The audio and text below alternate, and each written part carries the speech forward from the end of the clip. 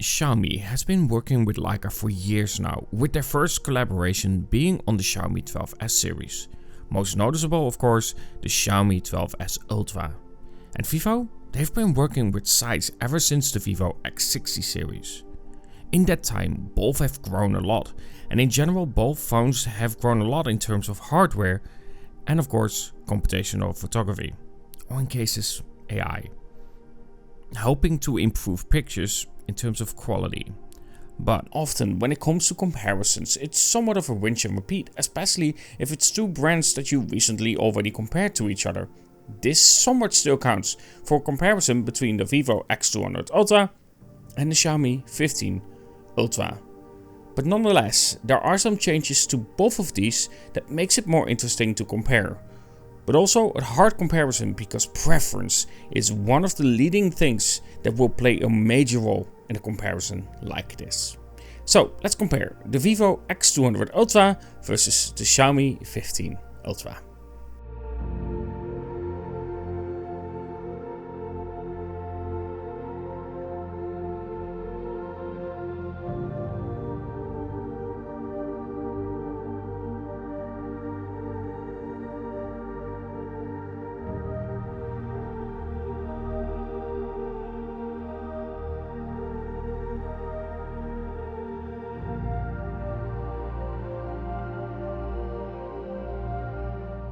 Now to begin with, when it comes to this comparison, I do want to again say something that really matters to a comparison like this. The Vivo X200 Ultra comes with a 35mm equivalent focal length, which means that when it comes to the main sensor comparison, I will sometimes need to crop in to get a 35mm equivalent on the Xiaomi 15 Ultra. But to get a 23mm equivalent, I sometimes need to zoom in on, of course, the Vivo X200 Ultra using the ultra-wide. This means that in those situations, both of these phones will hurt in terms of quality, simply to compare the different focal lengths. That being said, let's continue this comparison between both of them and showcase their difference.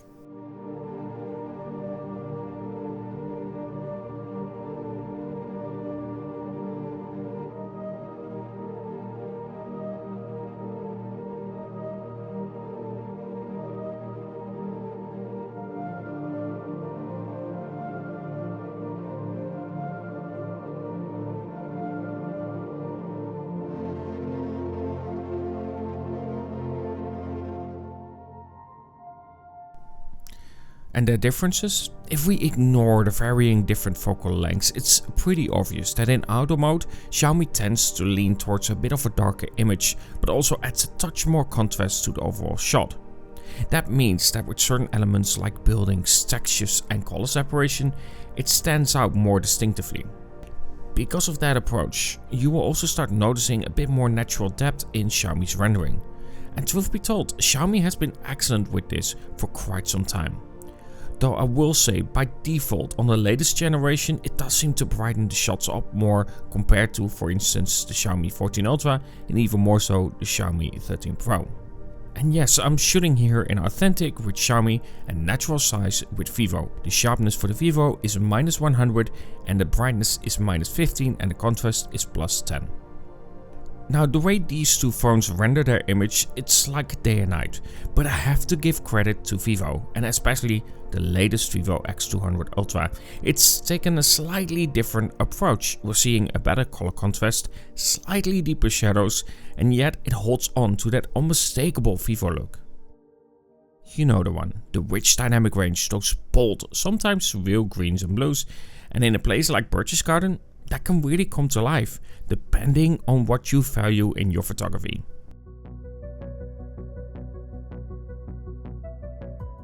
Because of their approaches being so fundamentally different, almost clashing in how the final image looks, it's really difficult to recommend one over the other. Like I always say, preference plays a huge role in these kinds of comparisons. And when you are comparing two phones like these that deliver such opposite results, that preference matters even more. For me, the most important thing is that you walk away happy with the results that feel right for you. I'm not here to tell you which one that should be. I'm here to showcase the difference, to highlight when something feels broken so you can make an informed decision and not a biased one.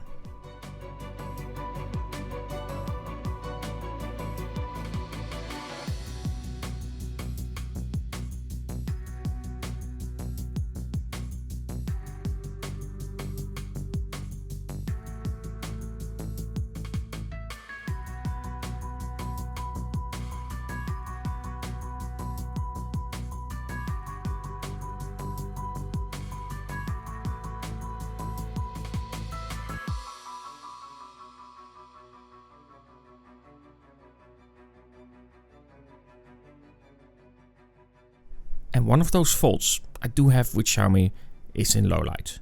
Now, while the Vivo X200 Ultra can come across a bit too warm in stills, the Xiaomi 15 Ultra leans more noticeably cold. And in a city like Arnhem, that warmth, that should be there. It reflects the atmosphere, it brings out the soul of the place. The inviting glow, the character, the emotion. That colder tint just doesn't feel right. Sure, technically speaking, it's easier to correct a colder white balance than one that is too warm. But when it comes to results, that does mean that the final image really feels off. Not to mention that in the ultra wide shots, which we will get to, we can have some errors. Now, to its credit, Xiaomi does preserve the night mood better. It keeps the tone white, that shadowy ambience is alive in the shot. But still, when it comes to the overall shot, it's just a bit lackluster in its current form, whether it's the color fidelity or the processing as a whole. On the flip side, Vivo definitely has made strides in low light photography. It's improving on that low light feel. It's not trying to be a daytime shot, but it's not quite on par with Xiaomi when it comes to that tone of the shot, that feel of the night. With Vivo, it's often a little bit brighter than what you are actually seeing with your own eyes.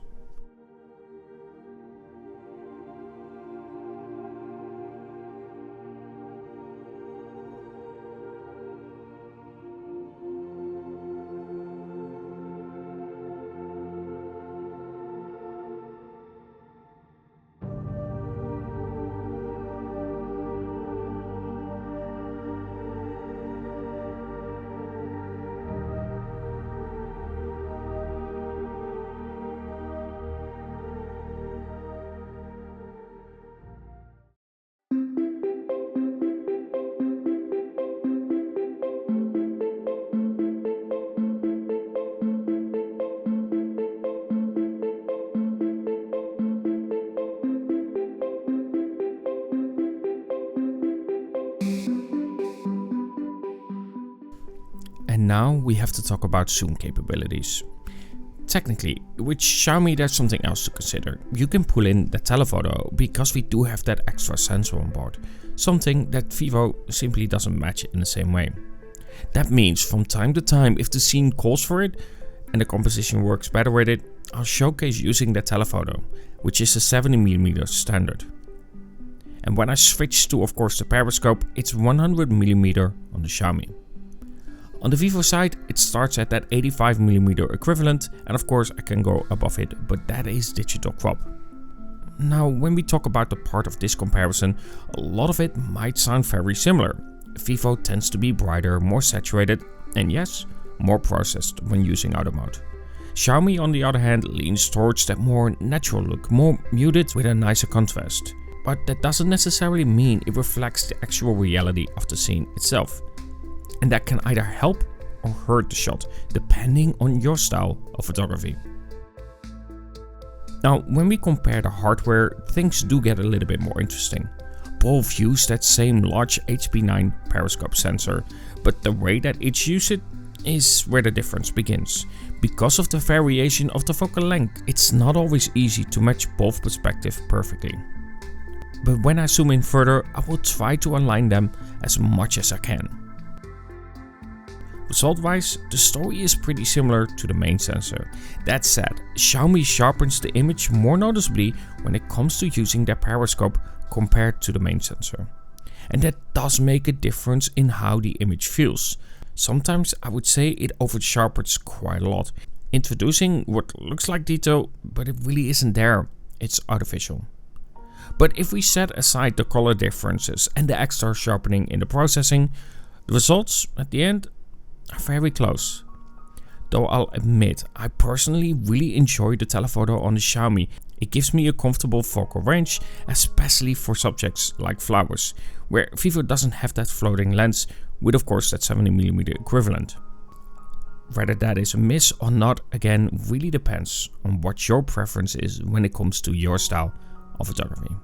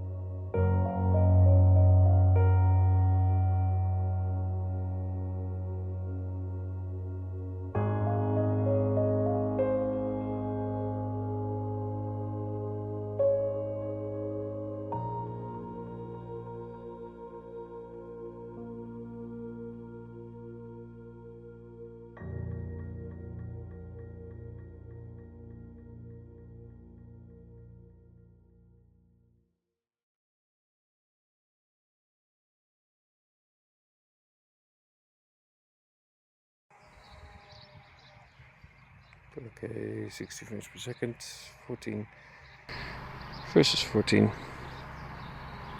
I'm gonna try to match the 23mm as such. So both the Xiaomi and the Vivo 23 at 35, so 1.5 times crop. Here we go. Of course, 85 versus 70. 43 is 4.3 is 100mm. Technically this doesn't have any extra, so let me just try to match the 100mm. There you go. And back to the respective main sensor. Much better views.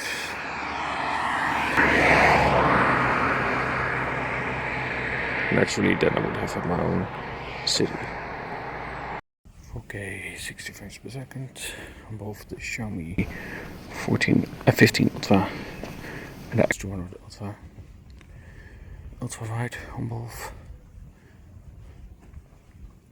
The Vivo is too bright, it doesn't reflect low light, but it's definitely closer in terms of colors. Let me try to get to 23mm, like so. And now at the main sensor. Okay, 2 times versus 3.7. Now telephoto, periscope versus periscope. And back to the main sensor for both. Front facing camera on the X200 Ultra and the Xiaomi 15 Ultra. I look really pale on the Xiaomi, but it is zoomed out a little bit more, I think. Both aren't great, but I think I prefer the Xiaomi a little bit here out of the two.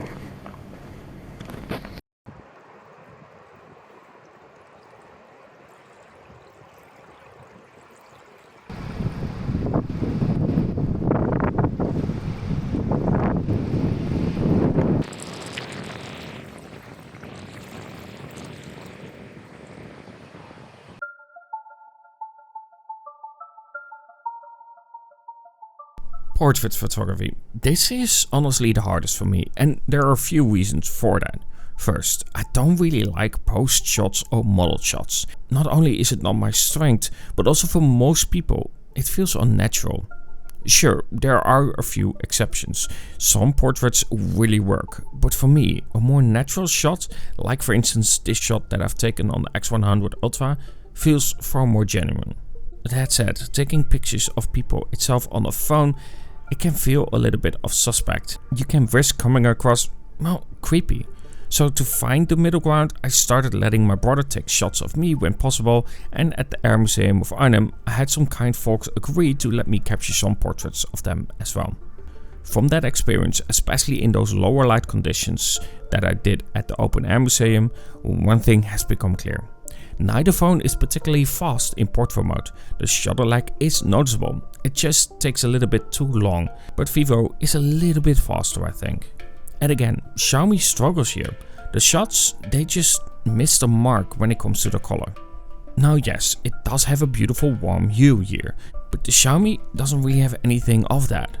The Vivo X200 Ultra, while it is a bit too warm, lends closer to reality, especially when it comes to the skin tones. That said, while we're on the subject, Vivo still has some light skin smoothing going on. But it's a huge improvement over the older Vivo X200 Ultra and also on the X200 Pro. So in that respect, this is a step in the right direction. And of course, you can adjust the depth of field after on both phones.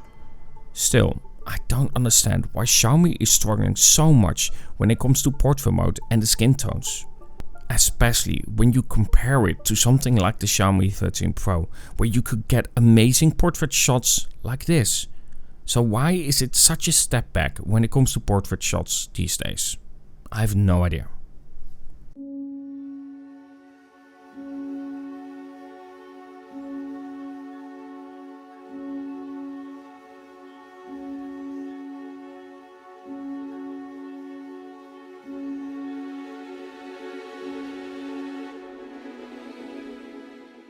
Let's talk about flower and macro photography, and I've said it before and I'll say it again, I really like the floating lens on Xiaomi. I felt that way ever since the release on the Xiaomi 13 Pro. It's not just about the image quality, it's about the perfect focal length, especially for flower shots. But also its fast and consistent focus that it gives me. It just makes it a joy to use for still photography. Now granted, as you can see here in video, it can struggle sometimes, but for stills, it's right where I want it to be. And when it comes to capturing flowers, Xiaomi just feels a little bit more appealing than any other phone.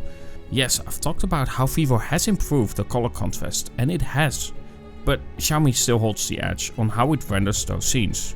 Take for instance red colors in flowers. Vivo gets the color right, but the Xiaomi has better color contrast, allowing a little bit more depth in those colors and therefore capturing it better.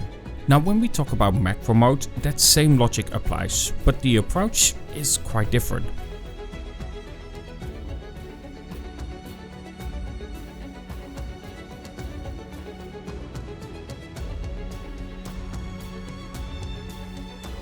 Xiaomi uses that floating lens with a minimum focus distance about 8 cm, where Vivo leans on of course the periscope for macros, and that puts you a bit further away, about 14 cm of minimum focus distance.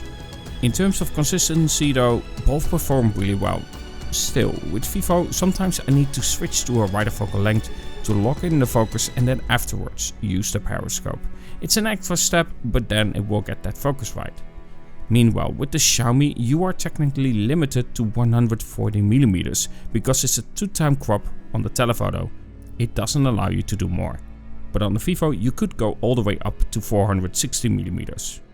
It drops quality quite fast, and in practice if you stay around 230 to 300mm max, it looks the best.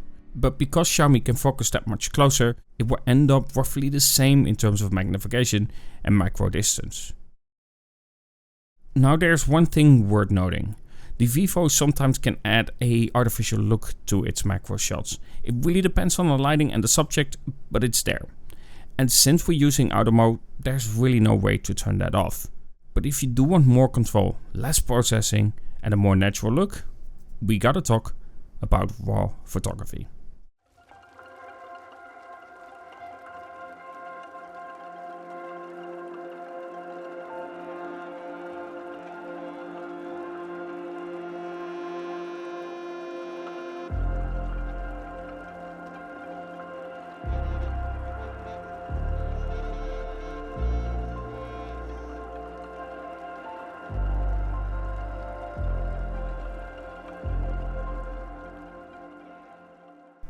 Now let's talk a little bit about RAW photography on these phones as well.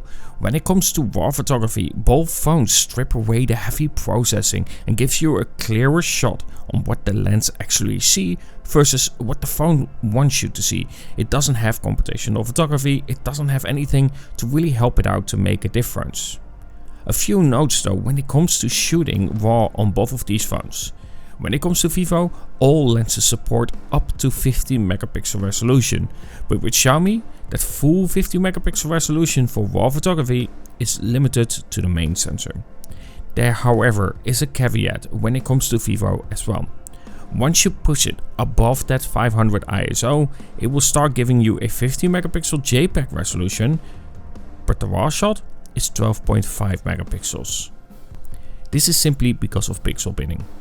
I will also say when you switch to different focal lengths, the Vivo is easier to manage, simply because if you use that 50 megapixel resolution with Xiaomi and you switch to the supporting lenses, of course naturally it is limited to that 12.5 megapixel resolution, and to then go back to the main sensor you then have to set it up again as a 50 megapixel resolution. This makes it that it's easier to manage the resolution on the Vivo compared to the Xiaomi. Therefore as well, for those who are members of my channel and will get those RAW shots, you will notice a resolution difference between both of these shots from time to time. Naturally, especially this comes through when using the supporting lenses on both of these, because simply put again, Vivo allows for a 50 megapixel RAW shot, where Xiaomi doesn't allow that on the supporting lenses.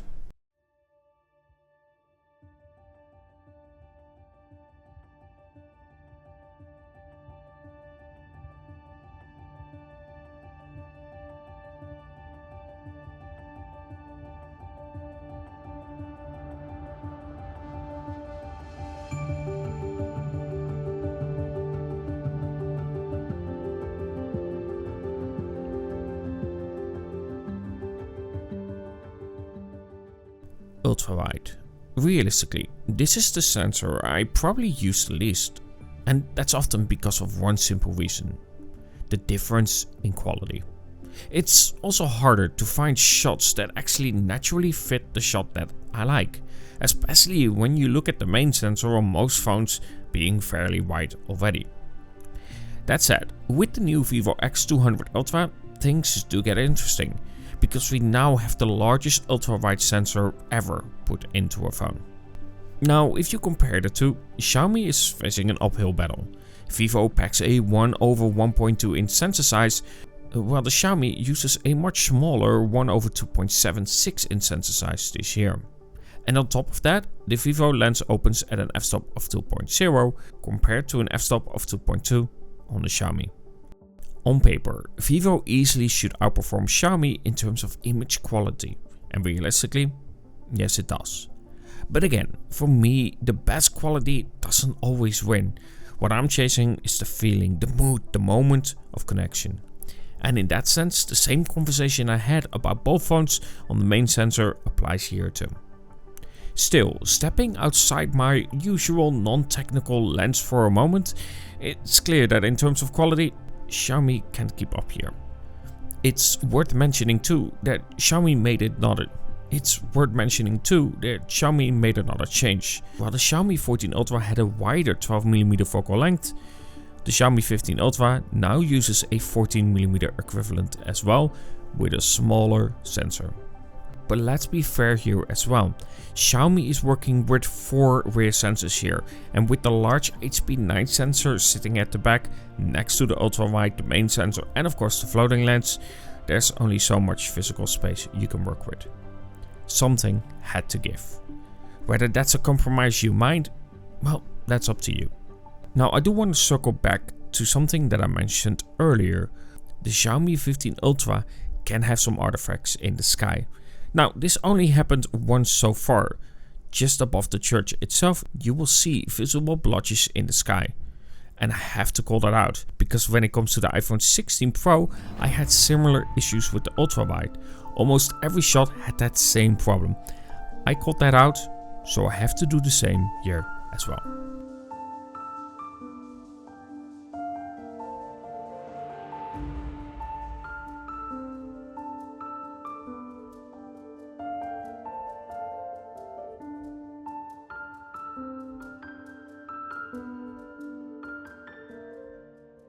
at the end, when it comes to comparisons like this, as stated, preference is really going to matter. And I think when it comes to soul, character and color contrast, Xiaomi still is the best out there. It really excels at that kind of photography, and it doesn't do any AI features as well. Well, you can, but it's easy to turn that off. With the Vivo X200 Ultra, it's basically there unless you shoot RAW. When it comes to the Xiaomi, I will say, however, that in terms of day-to-day use, it's not even a challenge compared to the Vivo X200 Ultra. This one easily wins simply because it has much better battery life, twice as good most of the time when it comes to day-to-day use. I get about 10 or sometimes 11 hours of screen on time. With the Xiaomi, I'm lucky if I make 5. And this one heats up a lot more as well. That makes it, when it comes to day-to-day use, that the Vivo X200 Ultra is simply better. When it comes to the camera, however, that side really depends on what you are looking for. The Vivo is definitely more consistent. The Xiaomi, for me, has more soul and character, especially that Leica feel. Even though I think that with the Xiaomi 15 Ultra, they have brightened up the shots a little bit more than I would like to see. Either way, let me know what you think about the comparison between the Xiaomi 15 Ultra and of course the Vivo X200 Ultra.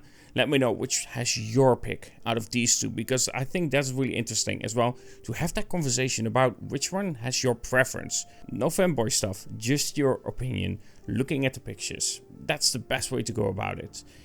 And of course, before we leave, I really want to thank my members as well. Thank you so much for the support, I really appreciate it. And of course, if you want to become a member, you can click join below. And of course, for my members as well, you will get the raw files between the Vivo X200 Ultra and the Xiaomi 15 Ultra. Either way, I do hope that you enjoyed this comparison. If you did, don't forget to like, subscribe and everything. And talk to you guys in the next.